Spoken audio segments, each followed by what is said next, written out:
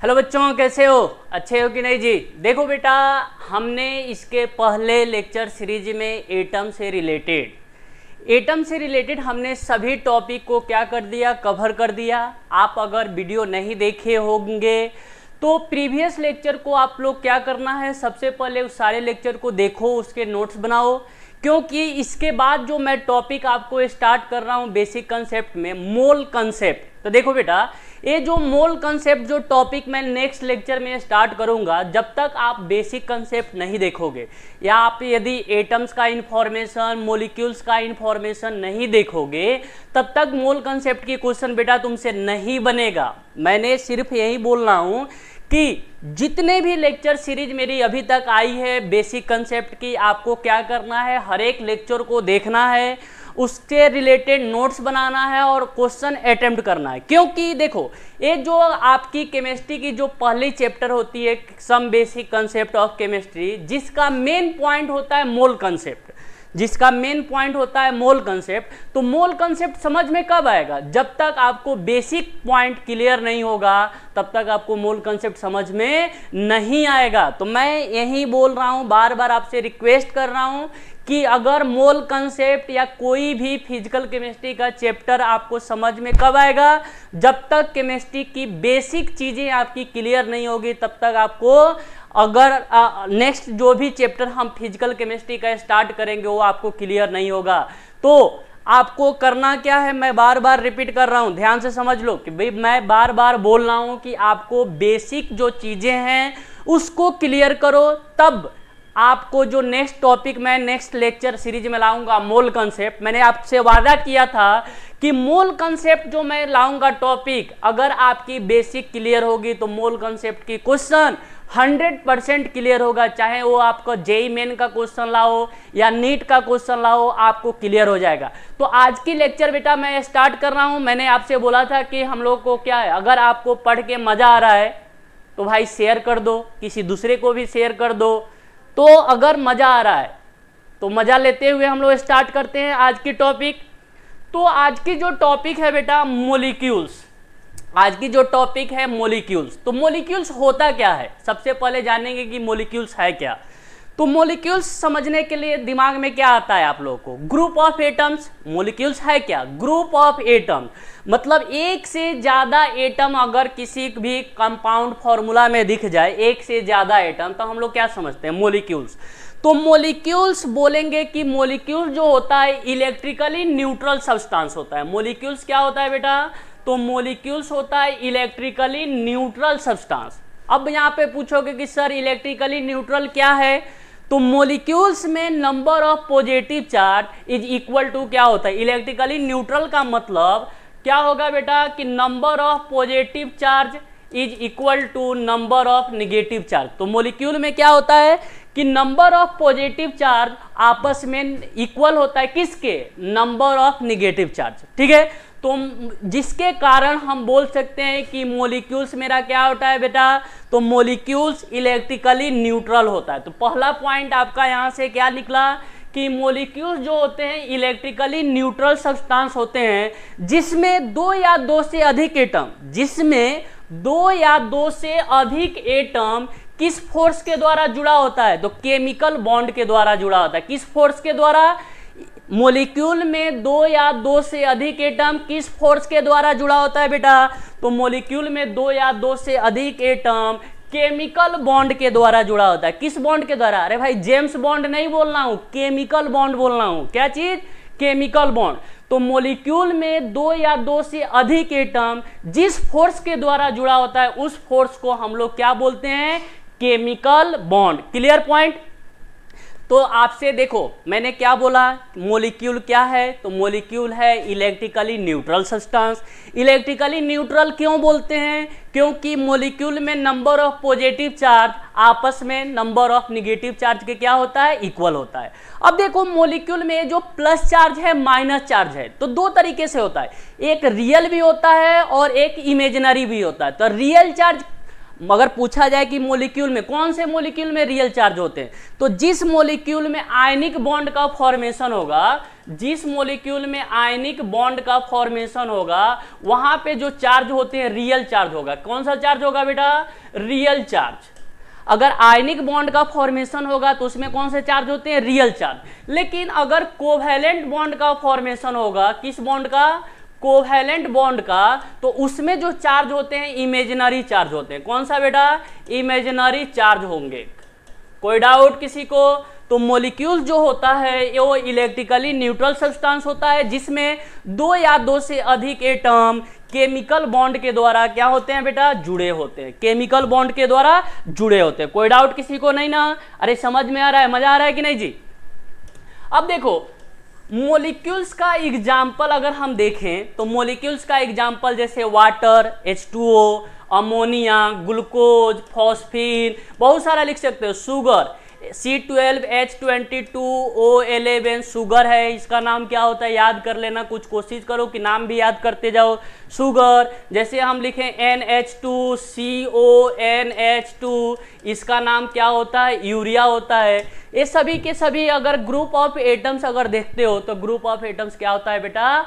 Molecules होता है। कोई डाउट किसी को नहीं ना? अब देखो जब मॉलिक्यूल्स समझ गए तो मॉलिक्यूल्स कितने टाइप के होते हैं? मॉलिक्यूल्स समझ गए तो मॉलिक्यूल्स कितने टाइप के होते हैं बेटा?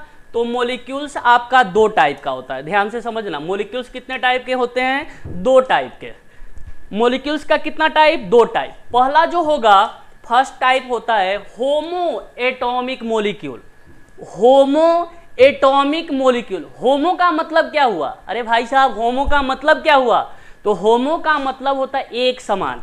अगर हिंदी इसका लिखोगे तो होमो का मतलब होता है एक समान। एक समान। तो होमो का मतलब क्या हुआ? एक समान, सेम। होमो का मतलब एक समान भी बोल सकते हो या सेम बोल सकते हो। तो होमो एटॉमिक, होमो का मतलब हुआ सेम। होमो का मतलब क्या हुआ? सेम। तो यदि किसी भी मॉलिक्यूल का फॉर्मेशन सेम एटम से मिलकर बना हो, दो या दो से अधिक सेम एटम से मिलकर बना हो, तो उसको हम लोग क्या बोलेंगे? होमो एटॉमिक। क्या बोलेंगे जी? होमो एटॉमिक। तो होमो एटॉमिक का एग्जांपल आपको देना है H2, N2, P4, S8, Cl2, Br2, I2, O2, F2, Cl2, ये सभी के सभी क्या हैं? होमो एटॉमिक मॉलिक्यूल। यानी ऐसा मॉलिक्यूल जिसमें सेम एटम से मिलकर बना हो, जो सेम एटम से मॉलिक्यूल का फॉर्मेशन होगा, उसको हम लोग क्या बोलेंगे? होमो एटॉमिक मॉलिक्यूल। कोई डाउट क्लियर है? अब दूसरा जो है, होमो जब समझ गए कि होमो एटॉमिक मॉलिक्यूल क्या होता है, तो दूसरा इसका क्या होगा? Hetero atomic molecule. दूसरा क्या होता है जी? हेट्रो। और हेट्रो का मतलब क्या हुआ? डिफरेंट। हेट्रो का मतलब क्या होगा जी? डिफरेंट। यानी ऐसा मॉलिक्यूल जिसमें दो या दो से अधिक डिफरेंट एटम से मिलकर बना हो। जो डिफरेंट एटम से मिलकर बना होगा उसको हम लोग क्या बोलते हैं? Hetero atomic molecule. होमो का मतलब सेम, तो हेट्रो का मतलब क्या हुआ जी? अरे क्या हुआ? रिप्लाई तो करो भाई, क्या हुआ? तो हेट्रो का मतलब होता है डिफरेंट एटम से अगर मॉलिक्यूल का फॉर्मेशन होगा तो उसको हम लोग क्या नाम देंगे? Hetero atomic molecule. तो हेट्रो एटॉमिक मॉलिक्यूल का क्या क्या एग्जांपल हो सकता है? तो बहुत सारा, वाटर, अमोनिया, ग्लूकोज, फॉस्फीन, जैसे तुमको लिखना है लिख डालो, बहुत सारे हैं। जैसे sulphuric acid H2SO4, potassium sulphate, ammonium nitrate, ये सभी के सभी क्या है बेटा? Hetero atomic molecule. क्या है? Hetero atomic molecule. तो क्लियर है जी? अरे क्लियर है? समझ में आ रहा है कि नहीं जी? आ रहा है ना? कि होमो किसको बोलेंगे, हेट्रो किसको बोलेंगे? तो होमो का मतलब होता है सेम, हेट्रो का मतलब हो गया क्या? डिफरेंट। तो मॉलिक्यूल का डेफिनेशन मेरे ख्याल से आप लोग को समझ में आया होगा। अरे आया है कि नहीं जी? अरे कुछ तो बोलो। हाँ सर आ गया, आ गया ना? अब हम लोग नेक्स्ट टॉपिक देखो, जब हम यहाँ पे होमो, हेट्रो और मॉलिक्यूल को डिफाइन अगर हमने कर दिया, और हम देखो सीखना है एटॉमिसिटी। एटॉमिसिटी देखो यहाँ पे टर्म क्या है? एटॉमिसिटी। तो एटॉमिसिटी क्या होता है कि एक मॉलिक्यूल के फॉर्मेशन में, एक मॉलिक्यूल के फॉर्मेशन में जितने भी एटम होंगे उस एटम के नंबर को, एक मॉलिक्यूल के फॉर्मेशन में जितने भी एटम होंगे उसके नंबर को उस मॉलिक्यूल का हम लोग क्या बोलते हैं, क्या बोलते हैं जी, एटॉमिसिटी। तो एटॉमिसिटी क्या हो गया, the number of atoms, the total number of atoms, यहां पे देख लो, the total number of atoms present in a molecule, the total number of atoms present in a molecule is called atomicity।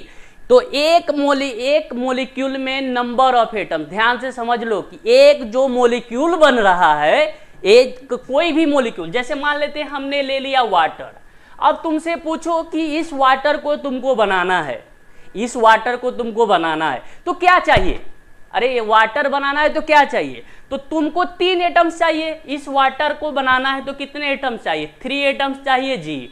3 atoms कौन कौन से, 2 आपको hydrogen atom और एक आपका क्या हो जाएगा, ऑक्सीजन एटम। तो 3 एटम्स मिलके आपका क्या कर रहा है बेटा, एक मॉलिक्यूल H2O का फॉर्मेशन कर रहा है। तो मैं आपसे पूछूं कि H2O की एटॉमिसिटी कितनी होगी, H2O की एटॉमिसिटी कितनी होगी जी, तो H2O की एटॉमिसिटी, इसका अगर पूछा जाए कि एटॉमिसिटी इसका कितना होगा, 3 होगा, कोई डाउट। तो देखो अगर किसी भी, जैसे अगर हम, मैंने यहाँ पे नाम दिया मोनो एटॉमिक, तो मोनो एटॉमिक का मतलब कितने एटम्स, मोनो एटॉमिक में 1 एटम्स। अगर मैं लिखूं डाई एटॉमिक, तो डाई एटॉमिक में कितने एटम, 2। अगर मैं लिखूं ट्राई एटॉमिक, तो ट्राई एटॉमिक का मतलब कितना होगा, 3। तो मोनो का मतलब 1, डाई का मतलब क्या, अरे मोनो का मतलब 1 हुआ, तो डाई का मतलब क्या होगा बेटा, 2, और ट्राई का मतलब क्या होगा, 3। तो mono atomic, di atomic, tri atomic, और नेक्स्ट बोल सकते हो पॉली एटॉमिक। नेक्स्ट क्या बोलोगे जी, पॉली एटॉमिक। तो पॉली का मतलब क्या हुआ कि यदि किसी मॉलिक्यूल को बनाने में 3 या 3 से ज्यादा एटम, 3 या 3 से ज्यादा होगा तो उसको हम लोग क्या बोलेंगे, पॉली एटॉमिक। क्या बोलेंगे जी, पॉली एटॉमिक। तो मैं कुछ एग्जांपल आपसे दे रहा हूं और पूछना है मेरा कि इसकी एटॉमिसिटी क्या है। जैसे मान लेते हैं कि मैंने कुछ एग्जांपल लिखा कि आपको बताना है एटॉमिसिटी, जैसे H2O लिखा और इसका क्या बताना है, एटॉमिसिटी। तो H2O की एटॉमिसिटी काउंट करेंगे, क्या काउंट करेंगे, नंबर ऑफ एटम्स काउंट करेंगे। तो इसमें नंबर ऑफ एटम्स कितने हैं, 3। जैसे मान लेते हैं कि मैं मीथेन लिखूं CH4, तो CH4 की एटॉमिसिटी कितना है, 4 और 1 5। जैसे मान लो मैंने लिखा है H2SO4, तो एटॉमिसिटी कितना होगा, नंबर ऑफ एटम्स निकालना है जी। तो इसमें देखो 2 3 4 7, यहाँ पे कितने होंगे, 7 एटम्स, 4 तुम्हारे ऑक्सीजन के, 1 सल्फर के, 2 हाइड्रोजन के, तो टोटल कितना काउंट कर लो, 7। जैसे मान लेते हैं कि मैंने तुमसे पूछा AlCl3, कितने एटम्स होंगे AlCl3 को, यानी एल्युमिनियम को लाइट की एटॉमिसिटी कितना हो जाएगा, 4 हो जाएगा बेटा। जैसे मान लो हमने लिखा ग्लूकोज C6H12O6, इसकी एटॉमिसिटी बताना है, C6H12O6 की एटॉमिसिटी। तो कैसे काउंट करो, काउंट करना आना चाहिए तुमको। कार्बन कितना 6, हाइड्रोजन 12, ऑक्सीजन कितना 6, तो टोटल कितना हो गया 24। इसका एटॉमिसिटी कितना हो गया 24। जैसे मान लेते हैं कि मैंने लिखा है aluminium sulphate Al2SO4 whole thrice, इसकी एटॉमिसिटी बताना है। तो इसकी एटॉमिसिटी बताने के लिए देखो एल्युमिनियम कितने एटम है, 2, सल्फर 1, ऑक्सीजन 4, कितने के साथ मल्टीपल है, 3 के साथ। तो इसको सॉल्व कर दोगे तो इसकी एटॉमिसिटी कितनी हो जाएगी, 17। कितनी जी, 17। अरे याद हो रहा है कि नहीं, याद करना है, इसको रटना है क्या, अरे कुछ तो बोलो, रटना है क्या, नहीं, इसको क्या करना है, समझ गए तो निकालना है एटॉमिसिटी। मैं कुछ और एग्जाम्पल मैं लिख रहा हूं, जैसे देखो मैं एक एग्जाम्पल लिख रहा हूं, copper sulphate pentahydrate, copper sulphate pentahydrate H2O CuSO4.5H2O। ये जो कॉपर सल्फेट है और इसके साथ वाटर मॉलिक्यूल जुड़ा हुआ है, तो इसको हम लोग बोलते हैं ब्लू विट्रियोल। नाम सुना होगा तुमने, नाम सुना होगा, इसका नाम क्या होता है, ब्लू विट्रियोल। क्या होता है बेटा, ब्लू विट्रियोल। देखो ये जो कॉपर सल्फेट है ब्लू विट्रियोल, इसको देखो, इसमें सभी टाइप्स के बॉन्ड का फॉर्मेशन होता है। अगर केमिकल बॉन्ड जब पढ़ाऊंगा मैं तो उसमें बताऊंगा कि ये जो कॉपर सल्फेट यानी ब्लू विट्रियोल है, इसमें हर एक टाइप के बॉन्ड होते हैं। यानी इसमें आयनिक बॉन्ड भी होगा, आयनिक बॉन्ड भी होगा, कोवैलेंट बॉन्ड भी होगा, कोवैलेंट बॉन्ड। इसमें देखो, इसमें आयनिक, कोवैलेंट, इसमें कोऑर्डिनेट बॉन्ड भी होते हैं। याद कर लो क्योंकि ये नीट में पूछा हुआ है, कोऑर्डिनेट बॉन्ड भी। और एक और बॉन्ड इसमें पाया जाता है, कौन सा? Hydrogen bond. तो इस ब्लू विट्रियोल में तुमको आयनिक बॉन्ड भी मिलेगा, कोवैलेंट बॉन्ड भी मिलेगा, कोऑर्डिनेट बॉन्ड भी मिलेगा और साथ साथ हाइड्रोजन बॉन्ड भी मिलेगा। ठीक है, अब मेरा जो क्वेश्चन था कि ब्लू, इसकी एटॉमिसिटी, हमने शुरू क्या किया? एटॉमिसिटी। तो इसकी एटॉमिसिटी तुमको बताना है कि इस ब्लू विट्रियोल की एटॉमिसिटी कितनी होगी। तो काउंट करो, कॉपर 1, सल्फर 1, ऑक्सीजन कितना? 4, प्लस 5 के साथ मल्टीपल है वाटर, हाइड्रोजन का कितना? 2, ऑक्सीजन 1, तो कितना हो गया? ऐड कर लो। और ऐड करने के बाद इसको सब कुछ सॉल्व कर दोगे तो टोटल एटम्स कितने हो जाएंगे? 21। तो इस ब्लू विट्रियोल में नंबर ऑफ एटम्स यानी इसकी एटॉमिसिटी पूछा जाए तो कितना हो गया? 21। अगर मैं इस तरह से एक छोटा सा क्वेश्चन तुमसे पूछूं कि हाउ मेनी, क्वेश्चन इस तरह से लाऊं, हाउ मेनी atoms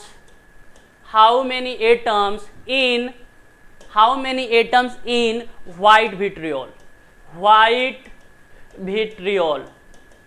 कि व्हाइट विट्रियोल में कितने एटम्स होते हैं? How many atoms in white vitriol. तो व्हाइट विट्रियोल तुमको बनाना है, क्या बनाना है? White vitriol. तो व्हाइट विट्रियोल का फॉर्मूला आना चाहिए, तभी तो निकाल सकते हो ना जी। तो व्हाइट विट्रियोल का फॉर्मूला होता है जिंक सल्फेट, ZnSO4.7H2O। इसका नाम होता है व्हाइट विट्रियोल। क्या नाम होगा जी? याद कर लो, इसका नाम होता है व्हाइट विट्रियोल। तो तुमको ब्लू विट्रियोल बता दिया। अब ये क्या हो गया? White vitriol. काउंट करो नंबर ऑफ एटम्स। तो 4, 5 और 1, 6, इधर हो गया 6, इधर आपका कितना हो गया? 6 प्लस 7, इसमें कितने हैं? 3, तो 3 के साथ मल्टीपल, तो टोटल हो गया 6 प्लस 21 इज इक्वल टू 27।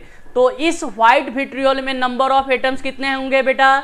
तो व्हाइट विट्रियोल तुमको बनाना है तो टोटल एटम्स कितना चाहिए? 27। अगर ये हो गया व्हाइट विट्रियोल, तो इसके साथ में एक और विट्रियोल तुम लोग जान लो, उसको भी क्यों छोड़ना है? एक और होता है ग्रीन विट्रियोल। कौन सा? Green vitriol. और ग्रीन विट्रियोल का फॉर्मूला क्या होता है? FeSO4.7H2O। FeSO4.7H2O को हम लोग क्या बोलते हैं? Green vitriol. देखो, ये व्हाइट विट्रियोल और अभी मैंने कुछ देर पहले लिखा था ब्लू विट्रियोल। देखो, CuSO4.5H2O, इसका नाम क्या बोला मैंने? Blue vitriol. क्या बोला जी? याद कर लो, ब्लू विट्रियोल। इसमें नंबर ऑफ एटम्स कितने? 21। ये हो गया व्हाइट विट्रियोल। और ये जो आपके सामने दिख रहा है ये क्या हो गया? Green vitriol. तो इसमें नंबर ऑफ एटम्स भी कितने होंगे? 27। तो अगर आपसे एटॉमिसिटी पूछा जाए तो क्या निकाल सकते हो? अरे बोलो ना जी, निकाल सकते हो कि नहीं? निकाल सकते हो ना? बिल्कुल। तो मैंने क्या बोला कि अगर मेरी जो टॉपिक मैं स्टार्ट किया हूँ, अगर सारे टॉपिक को तुम अच्छे से कवर करते हो तो तुम्हारी बेसिक जो केमिस्ट्री है वो बेसिक केमिस्ट्री क्या हो जाएगा? बहुत ज़्यादा स्ट्रांग हो जाएगा, जो आगे चलकर तुमको हर एक चैप्टर में, कोई भी चैप्टर पढ़ो उसको पढ़ने में तुमको बहुत मजा आएगा। समझे? क्वेश्चन भी देखो, क्वेश्चन भी क्या कर सकते हो? प्रैक्टिस कर सकते हो, खुद से करो, प्रैक्टिस करो, जो डाउट होगी देखा जाएगा। तो क्वेश्चन की प्रैक्टिस करो, जो डाउट होगी मैसेज कर सकते हो कि सर ये डाउट है, मेरी क्वेश्चन है, आप मुझे बता दो। तो नेक्स्ट वीडियो में मैं आपके जो क्वेश्चन आप जो डालो रहोगे, जो वहाँ पे कमेंट में लिखोगे, उस क्वेश्चन को मैं नेक्स्ट वीडियो में आपको क्या कर दूंगा? बता दूंगा। कोई डाउट नहीं ना किसी को? क्लियर है जी? अब देखो, जब एटॉमिसिटी आपने समझ लिए तो अब एक और टॉपिक मैं कवर करता हूँ। देखो,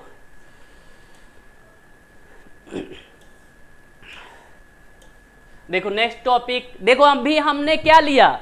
सबसे पहला मैंने बताया आज की लेक्चर में मॉलिक्यूल्स, फिर मैंने बताया टाइप्स ऑफ मॉलिक्यूल्स, टाइप्स में होमो, हेट्रो, फिर मैंने पढ़ाया आपको क्या? एटॉमिसिटी। फिर आते हैं आपकी जो लेक्चर है आज की नेक्स्ट, मॉलिक्यूलर मास। आपका जो टॉपिक है मोलिक्यूलर मास। देखो बहुत बच्चों के जब मैं देखा हूँ ऑफलाइन क्लासेस में तो बहुत बच्चों को मोलिक्यूलर मास निकालना नहीं आता है। तो भाई बताओ, तुम ही बताओ कि जब मोलिक्यूलर मास नहीं निकालना आएगा तो क्या तुमसे मोल कंसेप्ट की क्वेश्चन सॉल्व होगी?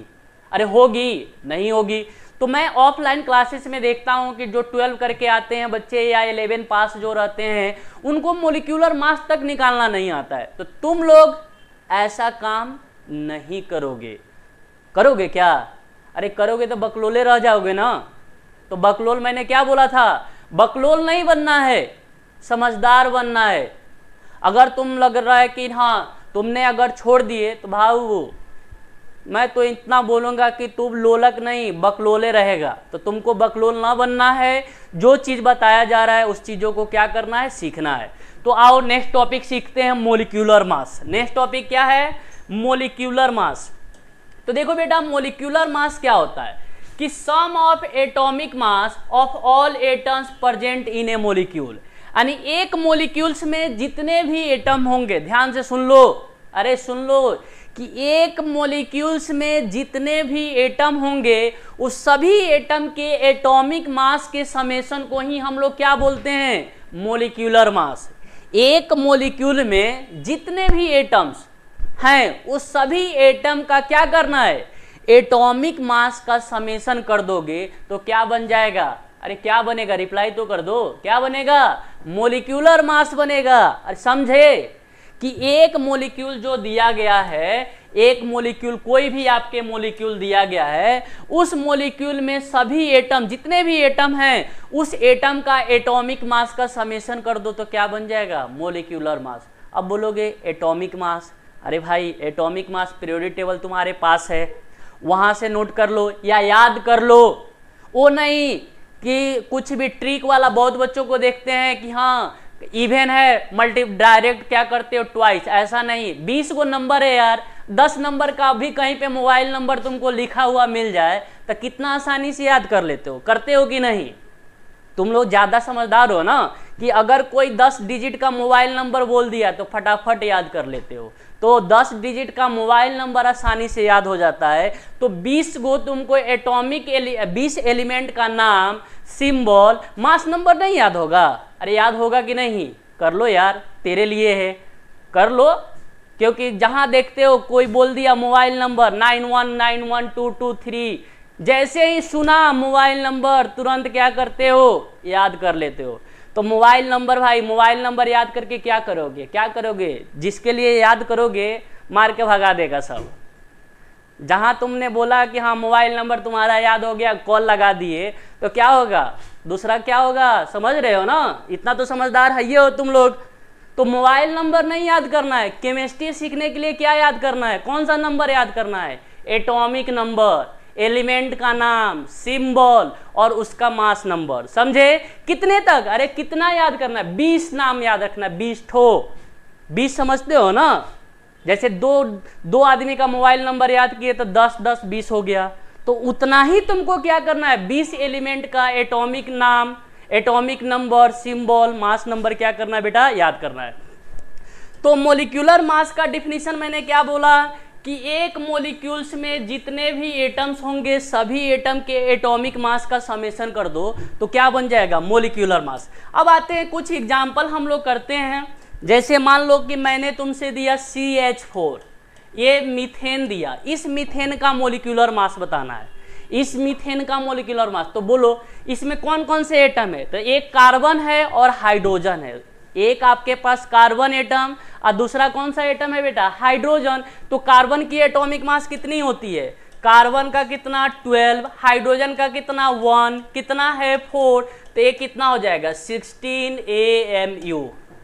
अब बोलोगे सर आपने तो AMU, अरे भाई AMU पे लेक्चर है मेरी, जाके देख लो। AMU जो मैंने यहाँ पे लिखा है ना, वहाँ पे एक लेक्चर मिलेगा तुमको कि एटॉमिक मास यूनिट क्या होता है, वहाँ से देख के समझ सकते हो कि तो मीथेन का मास कितना? 16 AMU। अब देखो नेक्स्ट अगर मैं बात करूँ H2O, तो यहाँ पे इस वाटर के फॉर्मेशन कितने एटम से? 3 एटम। कौन कौन से भाई? अरे कौन? हाइड्रोजन और ऑक्सीजन। तो हाइड्रोजन का 1, कितना हाइड्रोजन है 2 और ऑक्सीजन का कितना 16, तो टोटल कितना हो जाएगा 18 AMU। कितना जी 18 AMU। जैसे मान लेते हैं मैंने लिखा H2SO4 सल्फ्यूरिक एसिड, इसको क्या बोलते हैं सल्फ्यूरिक एसिड, और इसको एक और चीज बोला जाता है याद कर लेना king of chemical, king of chemical. इसको सल्फ्यूरिक एसिड को क्या बोलते हैं, तो सल्फ्यूरिक एसिड को हम लोग बोलते हैं किंग ऑफ केमिकल। अरे राजा है, क्या है केमिकल का राजा है, कौन तुम नहीं, ए सल्फ्यूरिक एसिड। ये नहीं समझ लेना कि हम तो राजा हैं भाई, तुम राजा नहीं, ये केमिकल का राजा है। तुम भी हो, ऐसा नहीं है, तुम भी हो, तुम भी एक तरह का राजा ही हो, लेकिन राजा का वाला काम करो, ठीक है। तो तुम भी राजा हो। तो H2SO4 को क्या बोलते हैं किंग ऑफ केमिकल। अब इसका मोलिकुलर मास निकालो भाई, इस H2SO4 का मोलिकुलर मास कैसे निकालोगे, तो इसमें चेक करना है कौन कौन से एटम है जी। अरे कौन कौन से एटम, हाइड्रोजन सल्फर और ऑक्सीजन। तो हाइड्रोजन का कितना 1, कितना है 2, सल्फर का कितना 32, ऑक्सीजन का कितना 16 × 4, सॉल्व कर दोगे तो कितना हो जाएगा 98 AMU होगा। क्या डाउट है, कुछ और एग्जाम्पल देखते हैं जी, कुछ और एग्जाम्पल हम लोग देखते हैं बिल्कुल। देखो नेक्स्ट एग्जाम्पल देखो, ग्लूकोज C6H12O6, इसका नाम तुमको आना चाहिए, याद कर लो। एक इसका नाम यानी ये किसका फॉर्मूला है ग्लूकोज का, किसका ग्लूकोज का। अरे भाई ग्लूकोज ही नहीं, ये फ्रुक्टोज का भी फॉर्मूला है, किसका है फ्रुक्टोज का। अरे जब ग्लूकोज बोले तो फ्रुक्टोज, तो साथ साथ एक और इसका नाम याद कर लो गैलेक्टोज का भी है, किसका है गैलेक्टोज का भी केमिकल फॉर्मूला है। तो ये जो फॉर्मूला है C6H12O6, एक ग्लूकोज भी है, फ्रुक्टोज भी है और ग्लैक्टोज भी है। यानी ये जो C6H12O6 है, अगर तुमको बायोमोलिक्यूल्स पढ़ाया जाएगा तो ये जो होता है मोनोसेक्राइड्स है, क्या है मोनोसेकेराइड्स, क्या है बेटा मोनोसेक्राइड्स। और मोनोसेक्राइड्स का फॉर्मूला C6H12O6। और कौन कौन से मोनोसेक्राइड्स, तीनों बोल सकते हो, ग्लूकोज, फ्रुक्टोज, ग्लैक्टोज। तो याद अच्छे से करो, ऐसा नहीं है कि हाँ ग्लूकोज याद कर लिए तो ग्लूकोज के साथ साथ उसका जो भाई बैठा हुआ है, भाई समझते हो ना, फ्रुक्टोज और ग्लैक्टोज वही है। तो तीनों का मोलिकुलर फॉर्मूला C6H12O6। अरे यार बताओ क्या हुआ, मजा आ रहा है या आ रहा होगा यार। एक चीज देखो, एक चीज मैं बता रहा हूँ, एक चीज के साथ साथ उसकी कंप्लीट इंफॉर्मेशन मैं कोशिश कर रहा हूँ तुम लोग को देने के लिए, ठीक है। तो इसका मोलिकुलर मास निकालो, इसका मोलिकुलर मास निकालो भाई। ग्लूकोज का मोलिकुलर मास बहुत तुम्हारे सामने दिखेगा, बार बार आएगा। तो कार्बन देखो, इस ग्लूकोज में कौन कौन से एलिमेंट है, कार्बन है, हाइड्रोजन है और ऑक्सीजन है। तो कार्बन का कितना 12, कितना है 6, हाइड्रोजन का कितना 1, कितना है 12, ऑक्सीजन का कितना 16, कितना है 6 है ना। तो अब क्या केमिस्ट्री है क्या, ओ केमिस्ट्री है, अरे केमिस्ट्री तो खत्म हो गया है, क्या मैथ, क्या है मैथ। तो केमिस्ट्री में मैथ बेसिक मैथमेटिक्स होती है, एडिशन, सब्ट्रैक्शन, मल्टीप्लिकेशन, डिवीजन, तो ये आनी चाहिए ना। अब यहाँ तक केमिस्ट्री खत्म हो गया, मैथ तेरे पास है, ऐड कर लो तो कितना आ जाएगा 180 AMU आ गया, आया। अरे बोलो ना जी, आया ना, आया, बिल्कुल चेक कर लो। अब देखो नेक्स्ट एग्जांपल मैं लिख रहा हूं तुम्हारे सामने, ये देखो NH2CONH2। देखो ये जो है देखने से लग रहा है NH2CONH2, याद कर लो इसका भी नाम, ये जो है यूरिया है, क्या है यूरिया। और ये जो जब तुमने देखा है कि ये किसका फॉर्मूला यूरिया, तो इसके साथ भी एक पॉइंट है, याद कर लो। ये जो यूरिया है ये है first organic compound, first organic compound, organic compounds, first organic compounds prepared in lab, prepared in lab. ये जो है फर्स्ट ऑर्गेनिक कंपाउंड है, जिसको कहाँ पे बनाया गया था, अरे भाई कहाँ पे, तुम्हारे घर पे नहीं बनाया गया था, लैब में बनाया गया था। बना के देख लेना, तुमसे भी बन जाएगा, ऐसा नहीं है कि नहीं बनेगा।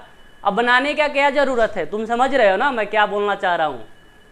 अरे समझ रहे हो ना कि ये यूरिया है, डेली बनाते हो, सेल्फ बनाते हो, तुमको पता है कहाँ से बनाते हो, तुम्हारे बॉडी के हर एक मैक्सिमम पार्ट से यूरिया, यूरिन, निकलता है ना, उसी में रहता है यूरिया। तो ये जो है फर्स्ट ऑर्गेनिक कंपाउंड जिसको कहाँ पे बनाया गया था बेटा, लैब में। अब इसका भी मोलिकुलर फार्मूला, मोलिकुलर मास निकाल लो, आना चाहिए निकालना। अरे नहीं आता, इतना तो एग्जाम्पल दे दिया, आना चाहिए ना। तो नाइट्रोजन का कितना 14, हाइड्रोजन का 1 × 2, कार्बन 12, ऑक्सीजन 16, नाइट्रोजन 14, हाइड्रोजन 1 × 2, कितना सॉल्व कर दो, कितना, तो भाई साहब 16 AMU, 60 AMU। तो यूरिया का मोलर मास कितना हो गया, 60 AMU। डाउट है? अरे डाउट है क्या, नहीं ना, तो नोट कर लो। एक दो एग्जाम्पल और दे रहा हूँ। देखो मेरे जो यहाँ पे मैं एग्जाम्पल तुमको दे रहा हूँ, जैसे जैसे मैं नाम बता रहा हूँ उसको नाम को खुद से तुमको क्या करना होगा बेटा, नोट करना होगा। अब देखो एक और मैं फार्मूला यहाँ पे लिख रहा हूँ, C12H22O11, C12H22O11 किसका फार्मूला है? अरे बताओ किसका है, किसका है? नहीं मालूम? डेली खाते हो, खाते भी हो पीते भी हो, दोनों काम करते हो। कहाँ पे? तो पहचान लो, ये क्या है, शुगर है जी। शुगर को ही हम सुक्रोज बोलते हैं। क्या बोलते हैं? सुक्रोज। तो शुगर सुक्रोज लिख लिए। दो और नाम याद कर लो, ये एक और याद कर लो, ये है माल्टोज, माल्टोज, और ये बोल सकते हो ये है लैक्टोज। तो ये तीनों सभी का, शुगर, सुक्रोज, माल्टोज, लैक्टोज, ये सभी का मोलिकुलर फार्मूला है क्या, C12H22O11। और ये सिंपल सा बोल सकते हो क्या है, डाइसेक्राइड्स। क्या है जी? डाइसेक्राइड्स का जनरल फार्मूला है। डाइसेक्राइड्स का जनरल फार्मूला क्या जी? तो डाइसेक्राइड्स का जनरल फार्मूला C12H22O11, जिसको शुगर भी बोलते हैं, सुक्रोज भी बोलते हैं, माल्टोज भी बोलते हैं, लैक्टोज भी बोलते हैं। याद रहेगा? अरे याद रहेगा कि नहीं? कर लो यार, कर लोगे तो तुम्हारे ही लिए होगा ना, तो याद कर लो। अब देखो इसका molecular formula, sorry molecular mass निकालना है, तो निकालो। कार्बन का कितना बेटा? तो कार्बन का 12, कितना कार्बन है? 12 है। हाइड्रोजन का कितना? 1, कितना हाइड्रोजन है? 22। और ऑक्सीजन का कितना? 16, कितना है? 11। ऐड कर दो, तो ऐड कर दोगे तो 342 AMU आएगा, 342 AMU। एक दो एग्जाम्पल और देता हूं, जैसे देखो ए मैंने लिखा aluminium sulphate, Al2SO4 whole thrice, aluminium sulphate, इसका मोलिकुलर मास निकाल के बताओ। अरे बताओ क्या होगा, तो बता दो यार क्या होगा, बता दो यार क्या होगा, तो बताओ क्या होगा, कुछ तो होगा, निकालो क्या होगा। तो एल्युमिनियम का कितना? 27, कितना है एल्युमिनियम? 2 गो है, कितना है? 2 है, प्लस ब्रैकेट डालो, इसमें कौन कौन से एलिमेंट है? सल्फर और ऑक्सीजन। तो सल्फर का कितना? 32, ऑक्सीजन कितना? 16 × 4, साथ में कितने से मल्टीप्लाई है? 3 से मल्टीप्लाई है। सॉल्व कर दो, कितना आ जाएगा?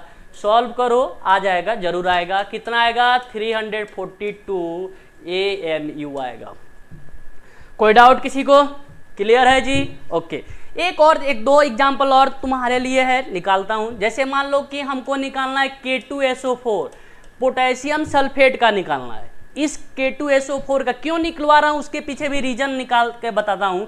पोटेशियम सल्फेट, तो देखो पोटेशियम का कितना? 39, कितना है? 2, सल्फर कितना? सल्फर कितना जी? 32, ऑक्सीजन कितना? 16 × 4, कितना होगा? कितना होगा? ऐड कर लो, 7 ए हो जाएगा 78 + 32 + 64,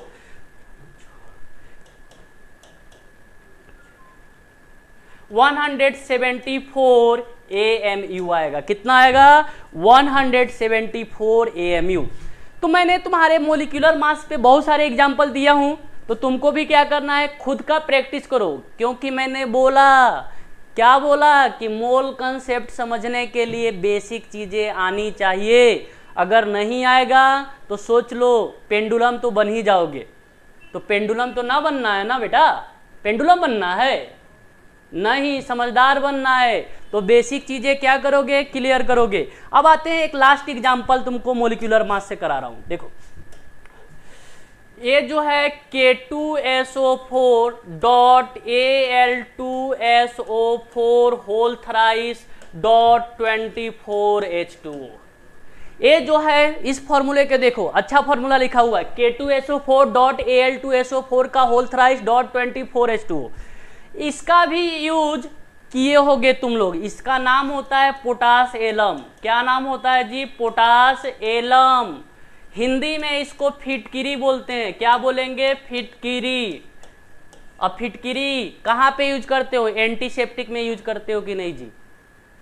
करते हो कि नहीं? अरे बहुत बच्चे फिटकिरी यूज करते हो। ये जो पोटास एलम है जिसको हिंदी में हम लोग क्या बोलते हैं? फिटकिरी बोलते हैं। इसका भी यूज तुम लोग किए होगे। अरे करते हो, कुछ किया होगा कुछ नहीं किया होगा। अब देखो इस पोटास एलम का तुमको क्या निकालना है बेटा? Molecular mass. तो निकालो। पोटेशियम इसका अभी निकाले थे कितना? 174। आसान तरीका। इसका अभी निकाले हो 342 प्लस 24 और वाटर का कितना? 18। इसको फाइनली सॉल्व कर दो, ऐड कर दो। तो ऐड करोगे तो 948 AMU आएगा। ऐड करके देख लो भाई आ रहा है कि नहीं। तो क्या तुमको मोलिक्यूलर मास निकालना आएगा कि नहीं जी? आएगा ना? बिल्कुल आना चाहिए। अब लास्ट टॉपिक मोलिक्यूलर मास के बाद हम लोग मोलिक्यूल को भी खत्म करेंगे आज। अब देखो जब इतना हमने कवर कर लिया तो एक टॉपिक और हमको कवर करना है बेटा। एक सेकेंड।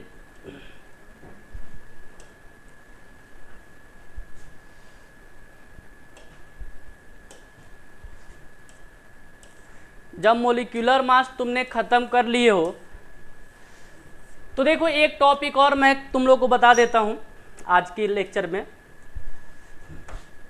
देखो ग्राम मोलिक्यूलर मास, ग्राम मोलिक्यूलर मास, ग्राम मोलिक्यूलर मास या इसी को हम बोलते हैं और ग्राम मोलिक्यूल। क्या बोलेंगे जी? ग्राम मोलिक्यूल्स। ग्राम मोलिक्यूलर मास या इसी को क्या बोलेंगे? ग्राम मोलिक्यूल्स। तो देखो ग्राम मोलिक्यूलर मास होता क्या है, ये चीजें याद कर लो कि when molecular mass is expressed in gram,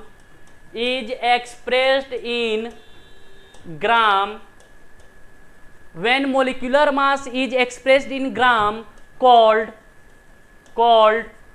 gram molecular mass, called gram molecular mass, called gram molecular mass। Simple सा डेफिनेशन है कि मोलिक्यूलर मास को जो AMU हम लिख रहे थे उस AMU के जगह पे अगर हम ग्राम लगा देते हैं तो क्या बनेगा? ग्राम मोलिक्यूलर मास।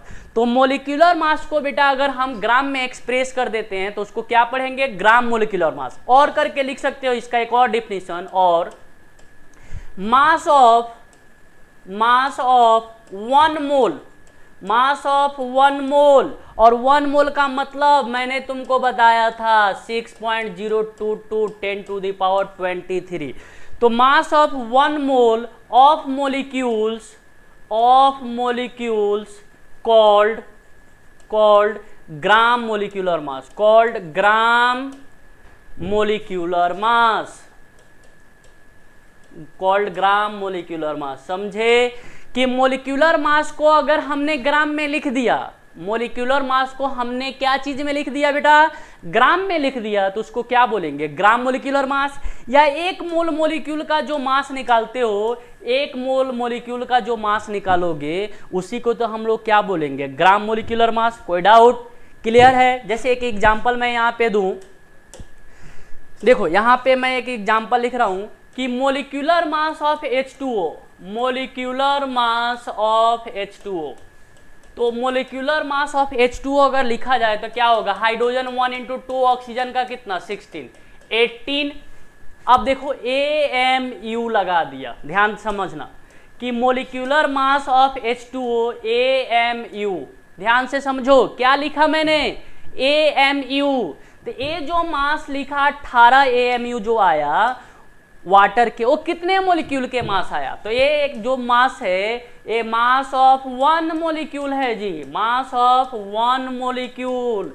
1 मोलिक्यूल H2O का मास आया कि 1 मोलिक्यूल वाटर का मास कितना जी? 18 AMU। वाटर का मास कितना? 18 AMU। जैसे इसी चीज़ों को मैं तुमसे एक बार और समझाने का कोशिश कर रहा हूँ। देखो हमने लिखा H2O, अब देखो H2O के साथ थोड़ा सा छेड़खानी किया जाए तो ये जो वाटर है इसका मास दो तरीके से लिख रहा हूँ, 18 AMU और यहाँ पे मैंने लिख दिया 18 ग्राम। इस दोनों का बेसिक डिफरेंस है समझना। ये मैंने क्या लिखा 18 AMU और यहाँ पे मैंने क्या लिखा 18 ग्राम। इस दोनों का बेसिक डिफरेंस समझना तुम। तो देखो बेटा, अगर हमने यहाँ पे 18 AMU लिखा तो ये बन जाएगा मास of one molecule. Mass of one molecule किसका? तुम्हारा नहीं जी, H2O का। मास of one molecule of H2O। लेकिन जैसे ही हमने यहाँ पे 18 ग्राम लिख दिया, इसी को हम बोलेंगे ग्राम मोलिक्यूलर मास। क्या बोलेंगे? Gram molecular mass of H2O। जैसे ही हमने वाटर के मास में ग्राम लगा दिया तो क्या बन गया? ग्राम मोलिक्यूलर मास। और ग्राम लगाने का मतलब इसको ऐसे भी बोल सकते हो, ये जो मास है मास of one mole of H2O। दोनों का बेसिक डिफरेंस समझे? या ये जो मास हम 18 AMU लिख रहे हैं इसके साथ एक पॉइंट और भी लिख सकते हो। ये जो मास होगा एक्चुअल मास होगा। क्या होगा जी? Actual mass of H2O। Mass of one molecule, या इसी को हम लोग बोलते हैं एक्चुअल मास ऑफ H2O। कोई डाउट? अरे डाउट है क्या भाई? डाउट है? क्लियर है कि नहीं जी? तो ये दोनों पॉइंट तुमको क्लियर होनी चाहिए कि हमने अगर AMU लगा दिया तो AMU का मतलब एक मोलिक्यूल का मास। अगर AMU के जगह पे ग्राम लगा दिया तो वो एक मोलिक्यूल का मास नहीं होगा, एक मोल का मास होगा। और एक मोल का मतलब 6.022 इंटू 10⁻23 मोलिक्यूल्स। एक और एग्जांपल तुम्हारे सामने लिख रहा हूं, देखो क्लियर होना चाहिए कंसेप्ट। मैं बार बार बोल रहा हूं कि कंसेप्ट क्लियर होना चाहिए। ये जो मैंने देखो क्या लिखा, मीथेन लिखा, इसका नाम होता है मीथेन गैस। अब इसके साथ भी थोड़ा सा हम लोग क्या किया जाए, छेड़खानी किया जाए। तो इसका मीथेन है, इसका मास हमने लिखा 16 AMU और दूसरा पॉइंट मैंने लिख रहा हूं 16 ग्राम। दोनों का बेसिक डिफरेंस बार बार यहाँ पे बहुत बच्चे क्या होते हैं, यहीं पे लटक जाते हैं कि कहाँ पे AMU और कहाँ पे ग्राम, लटकन हो जाता है। तो लटकना नहीं है, चीज़ों को सीखना है। तो ये देखो 16 जो AMU है ये क्या है? ये जो है मास of one molecule, mass of one molecule of किसका बेटा? CH4। या इसी को हम बोल सकते हैं actual mass of CH4, actual mass of CH4। लेकिन जैसे ही तुमने यहाँ पे ग्राम लगा दिया 16 ग्राम, तो ये क्या हो जाएगा? इसको बोलेंगे gram molecular mass of H2O, gram molecular mass of H2O। या इसी को बोल सकते हो मास ऑफ वन मोल। और वन मोल का मतलब 6.022 10⁻23 मोलिक्यूल्स किसका बेटा? तो ये आपका हो गया H2O का। बेसिक पॉइंट क्लियर होनी चाहिए। बार बार मैं रिपीट कर रहा हूं कि बेसिक चीजें तुमको क्लियर होनी चाहिए। अगर क्लियर है क्वेश्चन आसानी से सॉल्व कर सकते हो। अगर बेसिक चीज़ें तुमसे क्लियर नहीं होगा तो तुमसे बेटा क्वेश्चन ना बनने वाला है। तो इसलिए बेसिक चीज़ों पे ध्यान दो। बार बार बोल रहा हूँ कि उस चीज़ों को नोट करो, समझने का कोशिश करो, ठीक है। अब देखो एक पॉइंट और तुम लोग के सामने रख रहा हूँ। जैसे मान लेते हैं कि नोट में एक लाइन मैंने लिखा, यहाँ पे नोट में एक लाइन लिख रहा हूँ कि 1 molecules of H2O, 1 molecules of H2O। अगर तुमको 1 molecules वाटर बनाना है तो तुमको क्या चाहिए? 2 एटम्स चाहिए। किसका बेटा? 2 एटम्स ऑफ हाइड्रोजन और 1 एटम किसका चाहिए? ऑक्सीजन चाहिए।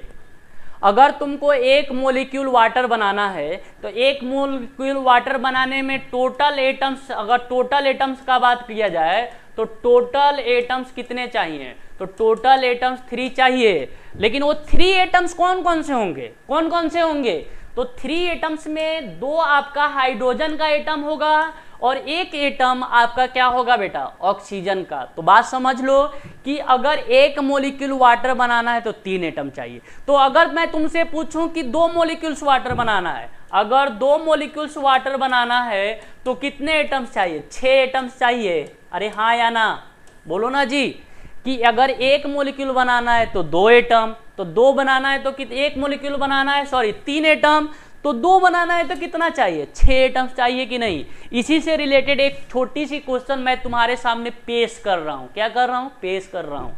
पेश समझते हो ना, जैसे नहीं तुम्हारे सामने रख रहा हूँ तो तुमको क्या करना है, सॉल्व करना है। तो चलो एक क्वेश्चन मैं तुम्हारे सामने पेश किया जाए। तुम्हारे सामने एक छोटे से क्वेश्चन पेश किया जा रहा है। क्वेश्चन क्या कर रहा है कि how many nitrogen atoms present in how many nitrogen atoms present in 160 AMU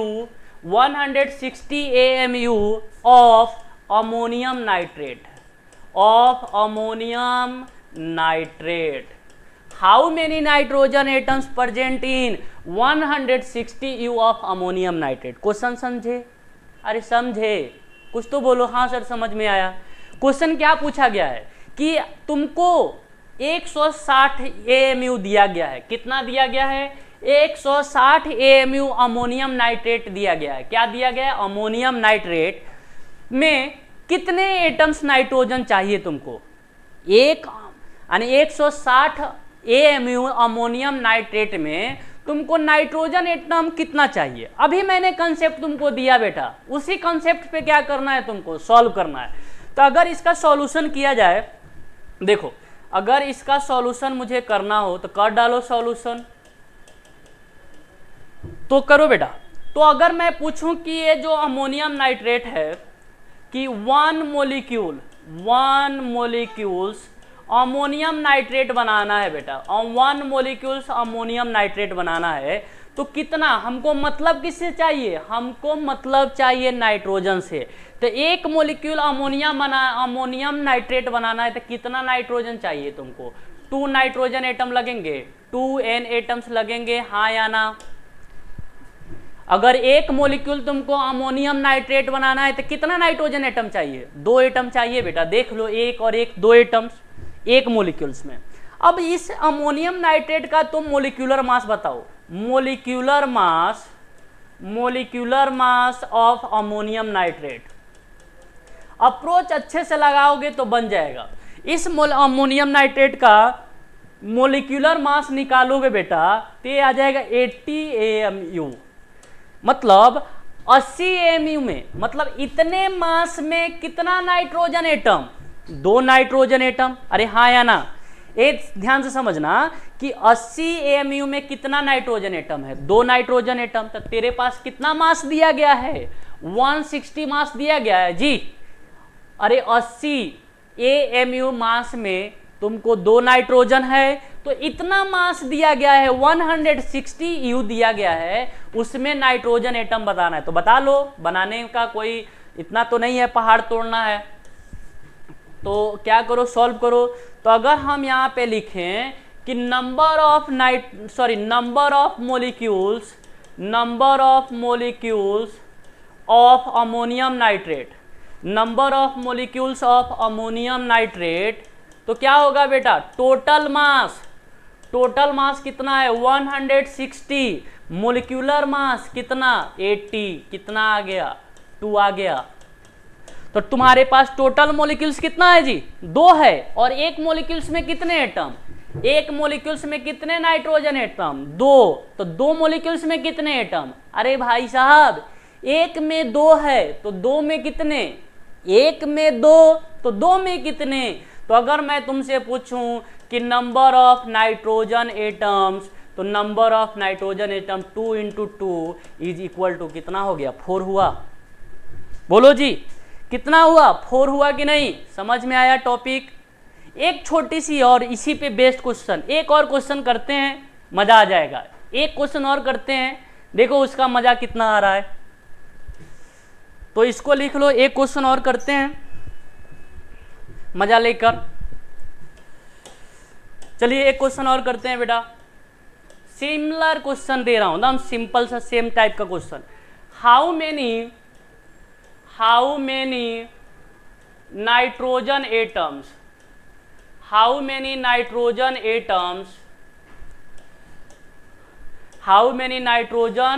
atoms present in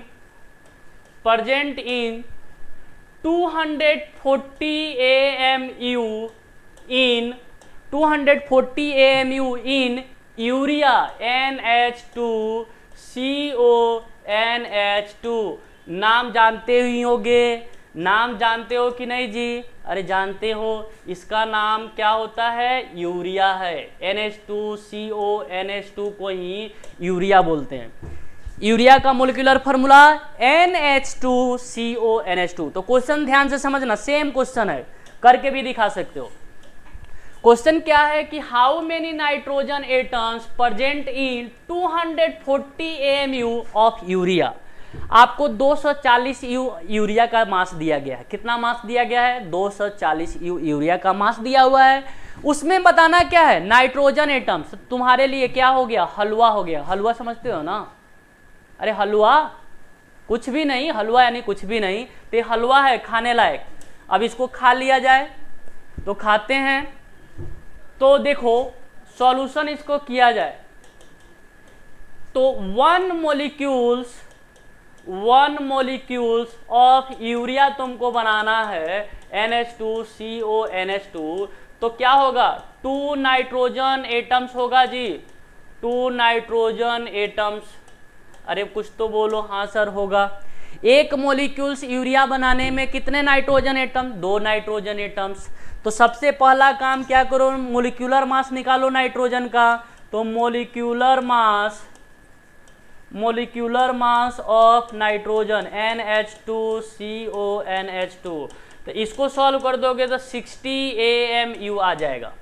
कितना AMU, 60 AMU। अब बेटा ध्यान से समझना कि देखो 60 AMU में कितना nitrogen atom, 2 nitrogen atom. 16 AMU में कितना नाइट्रोजन एटम, तो 2 नाइट्रोजन एटम्स। तो तुम्हारे पास जो मास दिया हुआ है कितना है, तुम्हारे पास जो मास है वो कितना है, 240 AMU है जी। तुम्हारे पास जो मास दिया गया कितना है, 240 AMU। तो नंबर ऑफ मोलिक्यूल्स निकालो। तो number of molecules of urea is equal to total mass. तो 240 अपॉन मोलिकुलर मास कितना, 60। तो कितना हो जाएगा, 4 मोलिक्यूल्स हुआ। कितना मोलिक्यूल्स हुआ जी, 4। और एक मोलिक्यूल्स में कितना नाइट्रोजन एटम, 2। तो तुम्हारे पास टोटल मोलिक्यूल्स कितना है, 4 है ना। तो डायरेक्ट आंसर अगर लिखना चाहोगे कि नंबर ऑफ नाइट्रोजन एटम्स, तो एटम्स इक्वल टू, तो 2 इंटू 4 इज इक्वल टू कितना, 8 आंसर। कितना जी, 8 आंसर। कोई डाउट? अरे डाउट है क्या? आज की लेक्चर में मजा आया कि नहीं जी? देखो अगर लेक्चर को अच्छे से देखोगे तो काफी कुछ सीखने को मिलेगा। क्या मजा आया? तो देखो बेटा, अब तुम्हारा जो बेसिक कॉन्सेप्ट था, जो बेसिक चीजें थी, मैंने एटम्स पढ़ा दिया, मॉलिक्यूल्स पढ़ा दिया, एटम से रिलेटेड बहुत सारी चीजें मैंने बताया, मॉलिक्यूल से रिलेटेड मैंने चीजें बताया, इलेक्ट्रॉन बताया, प्रोटॉन बताया, प्लस चार्ज बताया, माइनस चार्ज बताया ना जी। तो अगर ये चीजें तुमको क्लियर है तो इसके बाद जो कंसेप्ट शुरू होगा मोल कंसेप्ट, तो बाबू मोल कंसेप्ट पढ़ के मजा आ जाएगा। अगर तुमको ये चीजें आती है तो मैं बार बार बोल रहा हूं कि मोल कंसेप्ट तुम्हारे लिए आसान हो जाएगा। ठीक है, तो आई होप तुम लोग को आज की सेशन मजा आया होगा बेटा। तो फिर मिलते हैं नेक्स्ट लेक्चर सीरीज में, तब तक के लिए bye bye, take care, thank you.